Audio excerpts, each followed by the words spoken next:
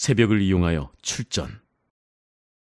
이순신은 전라 좌수군과 패전한 경상우수군의 제장들을 모아놓고 치밀한 작전 회의를 한 후에 그날 오후 3시경 당포항을 출발, 약 33km를 항해하여 거제도 남단 송미포 앞바다에 와서 밤을 새웠다.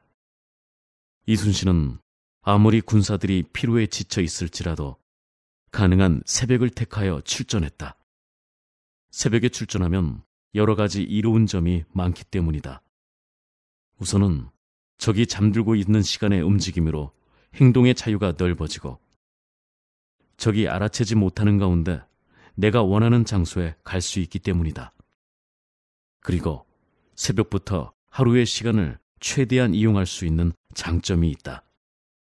5월 7일 새벽 4시에 송미포 앞바다를 떠난 이순신 통합함대는 정호경 앞서간 우척후장 사도첨사 김환과 좌척후장 여독원 김인영이 쏘아올린 신기전을 보게 되었다. 드디어 오포만 일대에 정박해 있는 일본 수군을 발견한 것이다.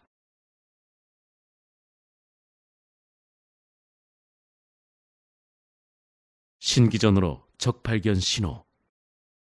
신기전이란 일종의 로켓형 분사장치가 되어 있는 커다란 화살을 말하는데 적 발견 신호로 쏘아올리며 폭발음이 없으므로 적에게는 잘 식별이 되지 않으나 아군은 이를 쉽게 알아차릴 수 있다.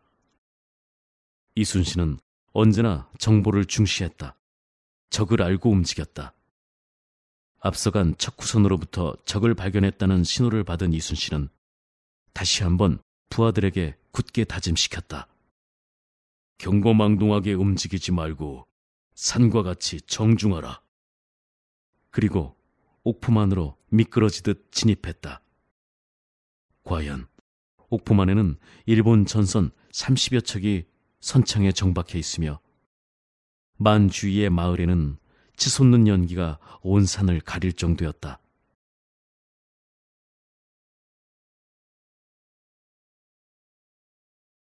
도도 다카도로의 일본 함대.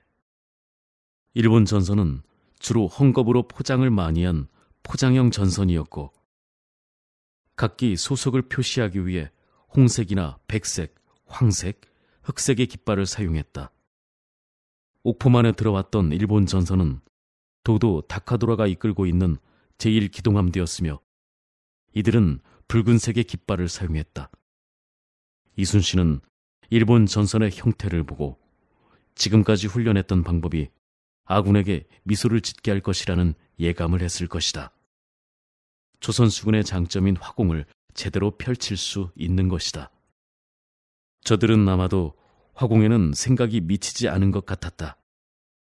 이들의 병력은 약 4,500명 정도였으며 일본 수군의 선봉부대로서 5월 초에 부산에 도착한 뒤 김해에서 일주일 정도 약탈하고 이제 뱃머리를 돌려 무인지경이 된 남해안을 휩쓸며 옥포만에서 정신없이 약탈을 하고 있는 중이었다.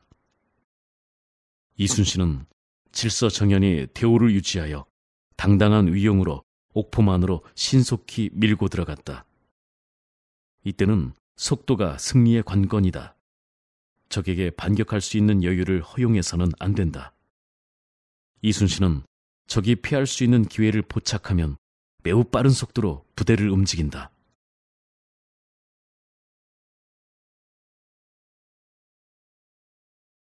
이순신의 첫 공격.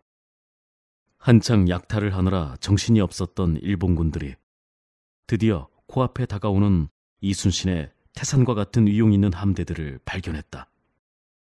배의 크기도 자기들 것보다 크고 너무 질서정연하여 마치 옥포만 전체를 거대한 그물로 옥죄어 오는 것만 같았다. 일본군들은 기겁을 하여 엎치락 뒤치락 넘어지고 자빠지면서 황급히 배로 가서 옥포 포구를 빠져나오려고 했다. 이순신은 통합함대의 대형을 이제 동서로 펼쳐 마치 학이 날개를 편 모양과 같은 형상으로 하여 빈틈없이 조여 들어갔다. 이는 변형된 하객진이라 할 수 있다. 거의 일자진에 가까웠다. 본래 하객진의 전형적인 모습은 적의 전선을 조선 함대의 포위망 안으로 깊숙이 끌어들여 양익에서 집중적으로 공격하는 전법이다. 이를 위해서는 많은 전선이 필요하다. 그런데 옥포해전에서 이순신의 함대는 충분히 하객진을 펼칠 만큼 전선의 수가 많지 않았다. 하객진을 펼칠 공간도 넉넉하지 않았다. 그리고 그 여건도 적을 유인하여 포위망 안에 가둘 수 있는 것이 아니라 포구에서 제멋대로 이리저리 정박하고 있었던 일본 전선을 목표로 그대로 덮치는 형태의 공격이 되었다. 이순신은 상황에 따라 그에 맞는 진법을 융통성 있게 적용했다.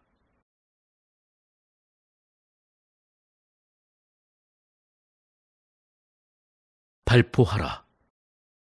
이순신은 일본군이 포위망을 빠져나가지 못하고 허둥지둥 정신을 못 차리고 있을 때 거의 200m 전방까지 전선을 밀고 들어가서는 갑자기 징을 울려 그 자리에 정지시켰다. 일본군들은 어리둥절한 채 돌격전을 펼치려고 빼던 칼을 멈추고 멍하니 조선군의 움직임을 바라보고만 있었다. 가까이 오면 배에 들어붙어 육박전을 하려던 참이었는데 이순신의 배가 더 이상 오지 않고 그만 그 앞에서 멈춰버린 것이다. 발포하라! 그때 천지를 뒤흔드는 듯한 소리와 함께 이순신의 통합함대에서 수백 발의 포탄이 일본 전선을 향해 날아갔다. 이 포탄은 정확하게 일본 전선에 맞아 장렬했고 순식간에 배 옆구리에 커다란 구멍을 냈다. 이어 온갖 어지러운 비단 조각으로 치장한 일본 전선의 깃발과 장막 위로 수백 개의 불화살이 날아갔다. 이 불화살은 화살촉에 화약을 달고 심지에 불을 붙여 표적에 맞는 순간 폭발하면서 불을 붙이도록 되어 있는 조선의 특별한 무기이다. 이런 화공전에는 잘 훈련되어 있는 조선 수군이다. 더구나 일본 전선은 온갖 헝겊 조각으로 뒤덮여 있었으니 화공에는 취약할 수밖에 없었다. 이때의 장면을 임진장초에 보면 다음과 같다. 도적의 무리들은 우리의 전선을 돌아보고는 허둥지둥 어찌할 바를 모르면서 제각기 분주히 배를 타고 아우성치며 급하게 노를 저 중앙으로 나오지 못하고 기슬그로만 배를 몰고 있었으며 그 중에서 6척은 선봉으로 달려나오므로 신이 거느린 여러 장수들은 한결같이 분발하여 모두 죽을 힘을 다하니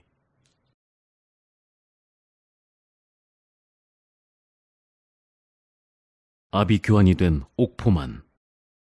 이순신 함대가 동서로 포위하여 바람과 우레가 몰아치듯 화살을 퍼붓고 총통을 쏘아대니 옥포만은 그야말로 지옥과 같은 모습이 연출되었다. 물에 빠져 허우적거리는 자, 불타는 배 위에서 그을린 등을 드러내고 이리 뛰고 저리 뛰면서 빨리 불을 끄라고 소리를 박박 지르는 장수, 자기 혼자 살아보겠다고 엉금엉금 바위 위로 기어오르는 자, 그래도 맞받아치겠다고 조준없이 마구 조총을 쏘아대는 자 등 아비규환이었다. 조선에 당도한 후 지금까지 한 번도 제대로 조선군과 싸워보지 않고 아주 순탄하게 진출하여 마음껏 약탈을 했던 일본 수군들이었다. 그래서 조선 군대를 아주 우습게, 아니 아예 안중에도 없었던 그들이었다. 그런데 이게 무슨 난데없이 도깨비 같은 부대인가? 정녕 이 부대가 조선의 부대란 말인가?